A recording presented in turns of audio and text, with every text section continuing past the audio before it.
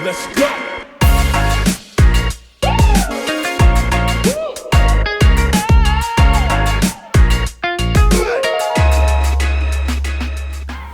Halo YouTube, selamat datang di channel Motomobi. Apabila Anda belum subscribe channel kami, mohon subscribe dulu untuk kebahagiaan kami. Kami tes SUV besar ini di GBK, bukan main tanah, karena sebagian besar yang punya mobil ini tidak akan menginjak tanah. Apalagi mobil baru Grace, jadi sayang dikotor-kotorin. Kami selalu punya soft spot dalam hati ini untuk 3 kata kunci dari suatu mobil, yaitu SUV, besar, dan 7-seater. Kami exciting sekali dengan apa yang namanya Disco 5. Namun setelah launching di internet kami lihat sangat mengecewakan bentuknya. Harapan kami bentuk Discovery itu akan selalu gagah dan kekeluargaan sekaligus. Namun moncongnya mobil ini lumayan tidak gagah. Depannya memang merupakan desain signature barunya mobil-mobil Land Rover yang lebih ke sporty, bukan gagah. Discovery Sportnya itu sudah keluar duluan, dan Discovery 5 ini dari luar benar-benar Discovery Sport yang digemukkan, sangat mirip sekali. Mungkin kalau orang awam melihat mobil-mobil ini dari jauh tidak bisa membedakan. Memang bicara soal desain signature, Mercy dan BMW juga memiripkan mobil-mobilnya. Tapi ya harapan kami untuk Disco 5 ini menjadi lebih gagah dan maco. Ini swanger kan? Jadi melandai. Ya. Ini jadi seperti propernya memang desain signature-nya Land Rover zaman sekarang, tapi zaman now. Tapi nggak tahu, kami sudah terbiasa melihat yang begini, sangar keren. Ini jadi lebih manis, sporty. Namun secara drag bukan downside, tapi suatu keuntungan karena lebih aerodinamis mobilnya. Tapi masih ada beberapa ciri khas Discovery pada yang kelima ini. Pertama, masih ada lubang di samping ini. Ya memang ada di tiap Land Rover. Kedua, dari samping tetap terlihat besar di pantat. Dan yang ketiga, pantatnya ini masih ada kemencongan, asimetris. Tapi ini benar-benar kemencongan yang sangat dipaksakan sekali. Kalau dulu-dulu lumayan ada fungsinya. Awalnya malah karena ada ban serep model Konde. Kalau yang ini, mereka tuh sudah membuat mobil yang wah dibikin simetris, bagus ya, bentuknya keren, rapi. Oh tapi mereka lupa tiba-tiba, oh iya lupa, ciri khas Discovery itu ada asimetris, ada bagian asimetris di belakang seperti Discovery sebelumnya itu kacanya yang besar sebelah. Kemudian mereka pasang ini, yap, plat nomor yang mencong. Sini taruh logo Land Rover, terus ini dimencongin gitu. Kalau kata Grand Tour itu desainernya mukanya seperti ini. Perbedaan yang paling besar dibanding dengan generasi-generasi sebelumnya adalah beratnya. Mobil ini lebih ringan 450 kg daripada generasi sebelumnya. Luar biasa banyaknya. Karena berubah konsep. Tadinya adalah body over chassis atau leather frame. Tapi berat segitu tidak masalah karena biasanya SUV besar macam ini biasanya dapat mesin bertenaga. Ya memang bertenaga agak lumayan mobil ini. 300 horsepower di RPM 5500 dan torsinya 400 Nm di RPM 1500 sampai 4000. Namun tenaga tersebut dihasilkan dari mesin 2000 cc 4 silinder. Terdengar loyo. Ya tidak juga kalau secara angka. Tenaga hanya beda 40 PS dan torsinya hanya beda 50 Nm dibanding dengan yang V6. Bagaimana dengan rasanya? Nonton video ini sampai habis. Biasa aja. Nah, dari dulu itu Discovery itu bukanya tuh atas bawah gitu. Ya sehingga ini nggak terlalu besar pintunya dan bawahnya ada tambahan buat duduk, harus dipencet. Nah ini buat pacaran, pandangin bintang di langit. Untuk melipat jok row ketiga bisa dioperasikan secara elektrik dari belakang sini, dan termasuk juga untuk melipat jok row kedua tanpa perlu repot-repot. Yang tidak elektrik hanya menegakkan posisi headrestnya lagi, dan itu sangat amat mudah. Jadi semua bisa dioperasikan dari belakang sini. Bagasi belakang ini apabila semua jok dilipat menjadi sangat amat luar biasa luasnya. Mungkin bisa dijadikan tempat tidur sekaligus untuk satu keluarga berencana.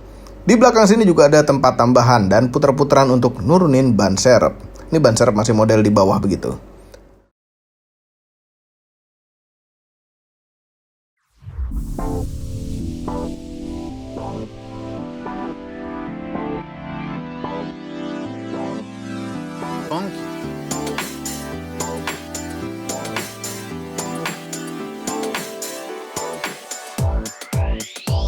Kita bahas dulu interiornya. Jok belakangnya ini luas. Memang sangat amat lega sekali. Jarak dengkul dengan jok depan posisi nyetir kami ada 1 jengkal. Begitu pula dengan headroomnya. Ini jadi terlihat lebih lega juga karena panoramic roofnya di mana-mana. Ini kabinnya jadi sangat amat terang. Untuk mengatur senderannya juga elektrik, sangat convenient. Namun jok row kedua ini bukan berarti enak sekali. Duduknya rasanya rendah. Jarak antara jok dan lantai ini agak terlalu dekat. Tapi masih oke lah. Ada armrestnya juga. Dan ini kalau bertiga pasti sangat amat lega. Walaupun Om gendut salah satunya. Hiburan satu-satunya adalah puter-puteran AC yang didesain sama dan nyambung dengan puter-puteran AC depan. Tidak ada rear seat entertainment sama sekali. Tapi kepraktisannya sangat amat luar biasa. Apabila Anda naruh sesuatu bisa lupa ditaruhnya di mana. Lumayan. Terus ini ada bawah sini standar ya, tapi ada di atasnya juga. Nggak tahu buat naruh apaan, bedanya di atas sama di bawah. Ada tempat ini, penyimpanan ini sayang plastik murah ya di sini. Walaupun joknya ini mewah sekali. Terus ada armrest, ada cup holder, tapi nggak ada tempat lagi. Oke, kita coba row ketiga. Kamu tidak suka nyoba-nyobain row ketiga ini. Nah, ini majuinnya tinggal tombol ini, pencet. Tapi dorongnya manual.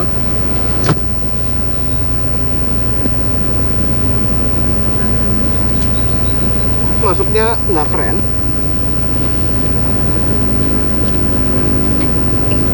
Oke, kelengkapan di belakang sini ada washer bar, ada cantolan buat nutupin bagasi, mungkin mau bawa jaing.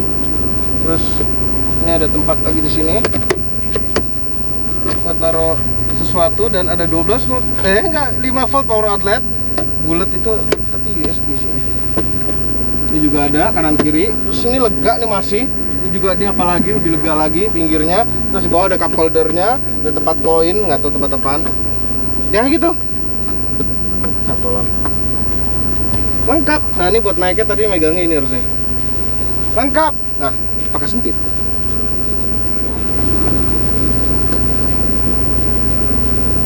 Jadi balik sendiri. Sekarang enggak. Nah, muat. Nempel dengkulnya. Tinggi kami 174 cm. Nempel dengkulnya, headroomnya masih ada. Seperti ini belakangnya.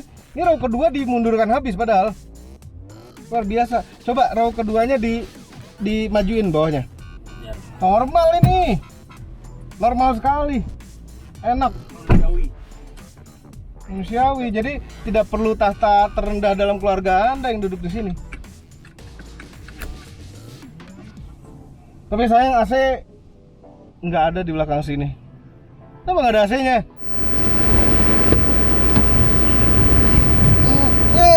Depannya.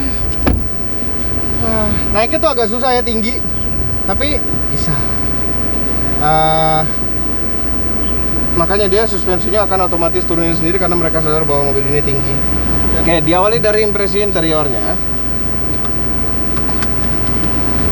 Interiornya ini khas Land Rover sekali, mewah, semuanya empuk-empuk, empuk sekali malah. Keset dengan bubu di sini. Oke, setirnya ini besar. Diameternya cocok sekali dengan size mobilnya. Makanya bis itu setirnya besar-besar karena mobilnya besar. Ini mobil besar, setirnya juga besar. Ini instrumen clusternya itu LCD, full LCD yang bisa diubah-ubah bentuknya. Ada beberapa perubahan gaya bentuk. Ini adalah tombol, tapi juga bisa berubah-ubah fungsi tombolnya. Jadi ini sekarang kalau lagi pilihan menu seperti ini,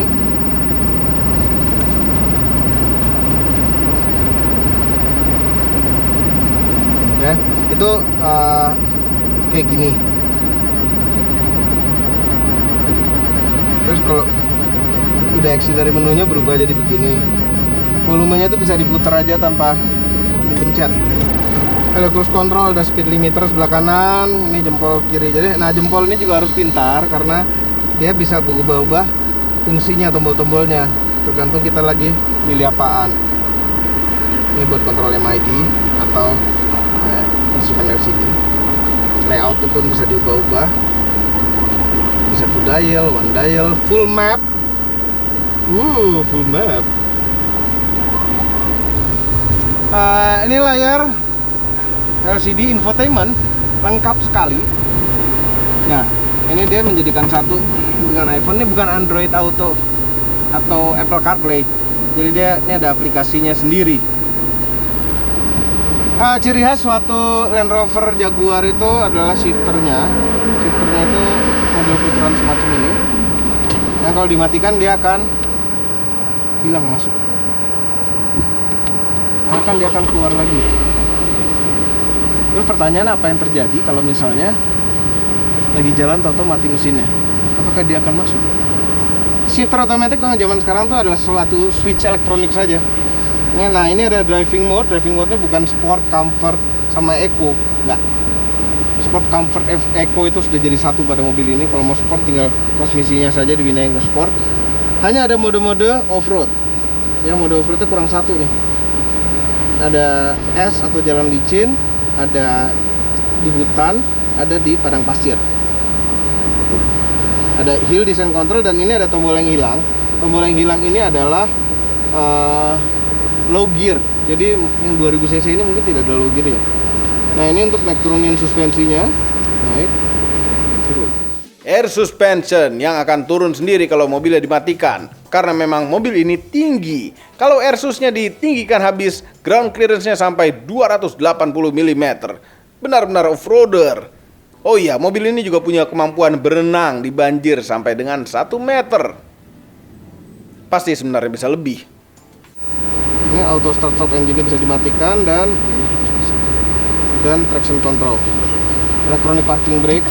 Nah, apabila Anda lupa dimensi mobil ini seperti apa, tinggal pencet ada vehicle dimension tuh, ada dimensi mobilnya. Satuannya bisa diganti meter atau feet. Oh, ini buat kayak masuk ferry gitu-gitu. Ya, jadi nggak usah browsing internet, kan pasti nggak ada sinyal tuh lagi off-road terus mau naik kapal. Aduh, ini dimensinya nggak cukup. 4,97 meter panjangnya, tinggi lebarnya 2,22 meter. Biasa. Wheelbase-nya 2,92 meter, lebar tracknya 1,69 meter. Informasi yang penting. Mobil ini bisa parkir sendiri, tapi hanya sebatas setirnya doang yang dia kontrol, bukan rem dan transmisinya. Jadi agak-agak ya useful tapi nggak lengkap. Drive assist. Nah, ini kalau misalnya di pintu kira dibuka. Ini tuh bisa buat sebenarnya buat off-road ya, biar nggak nginjek batu besar. Tapi kalau di Jakarta ini tepat sekali biar nggak jeblos got. Nah, ciri khas lagi Land Rover. Ini kebiasaan sekali kalau mau bayar parkir, mau ngambil karcis parkir itu pasti nyarinya ke sini, buka kaca. Nggak ada. Di sini adanya memory seat dan lock unlock pintu. Power window tuh ada di atas ini, dan ngatur spionnya, ciri khas, emang nggak apa-apa. Terus ini yang cakep nih. Jadi kalau misalnya Anda mau menculik orang, ya, tidak perlu Anda buka pintu belakang dan ngaktifin child lock-nya. Ada tombolnya di sini. Coba, Good, buka pintu. Ya, terkunci dia. Jadi cocok untuk menculik orang. Kalau ini. Nah, ini bukan hanya child lock-nya yang aktif, coba tutup lagi. Jendelanya pun tidak bisa.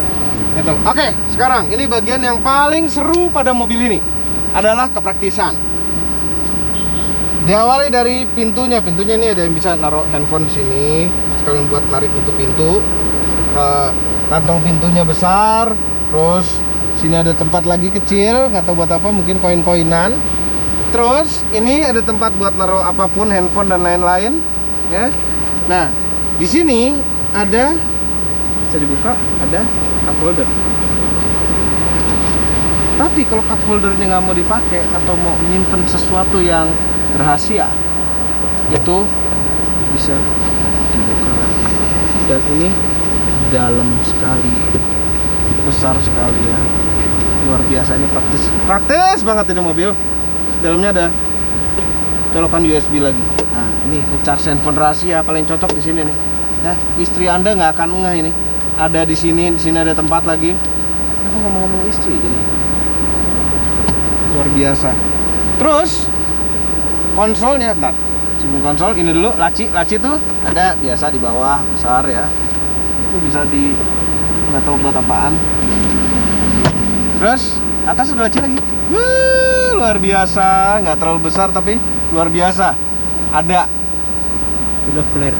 Itu apa sih? Enggak, ini ada colokan lagi 12 volt beneran, bukan 5 volt. Konsol tengah itu ada 2 tombol. Tombol yang kiri untuk naruh handphone dan lain-lain. Kemudian tombol yang kanan adalah kulkas. Udah dingin belum? Belum. Lama juga ya dinginnya ya. Dingin loh ini tempatnya. Oke. Nah ini colok-colokan USB sini. Dan ada micro SIM. Nah bisa colok SIM card juga. 12 volt power outlet lagi. Oke. Nah ini ada yang sangat super rahasia tapi sayang ada tombol opennya. Ini keren sekali. Kami suka sekali dengan ini, tempat penyimpanan ini.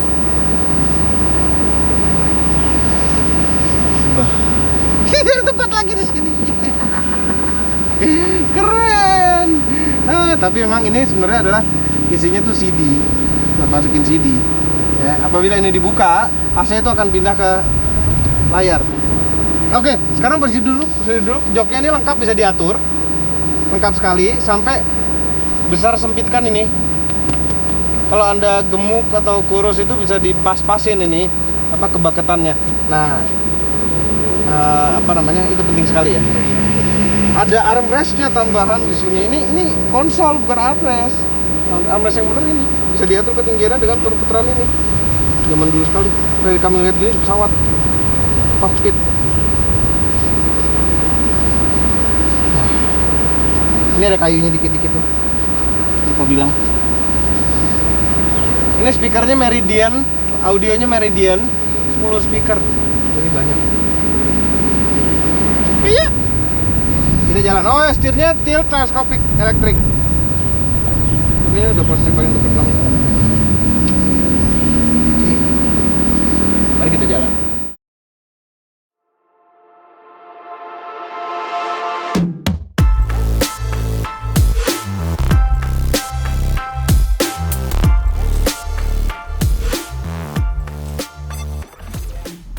Posisi nyetirnya itu tinggi.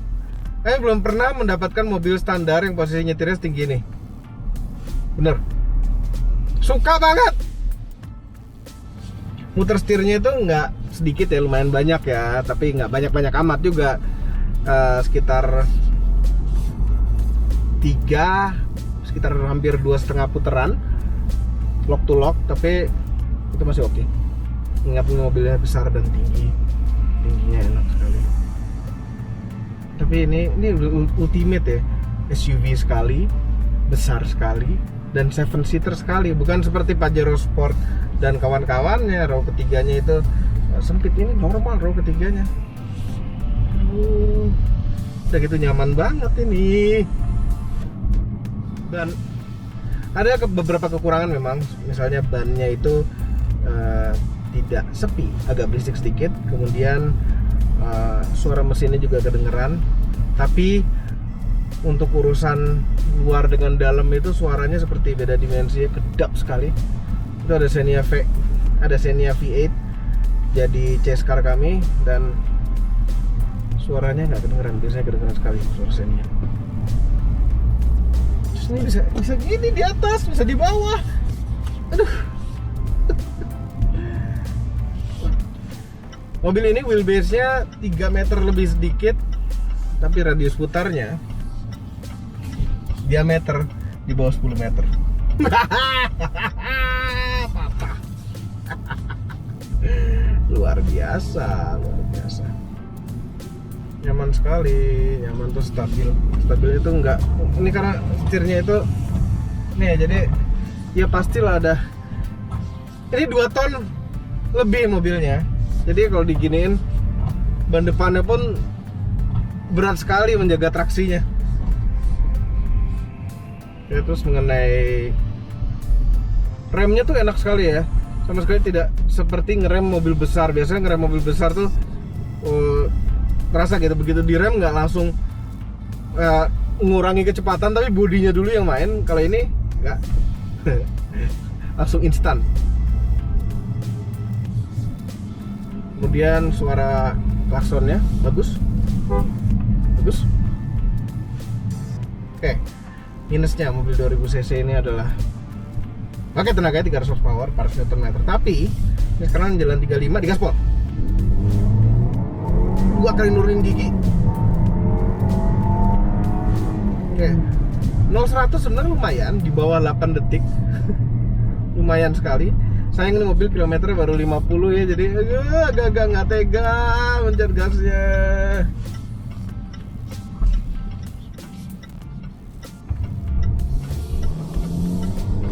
Cukuplah 2000 cc, nggak apa-apa, bisa begitu,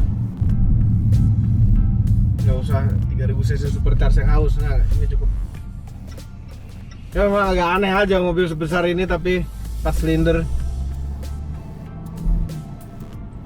Suara mesinnya itu loh sangat terdengar.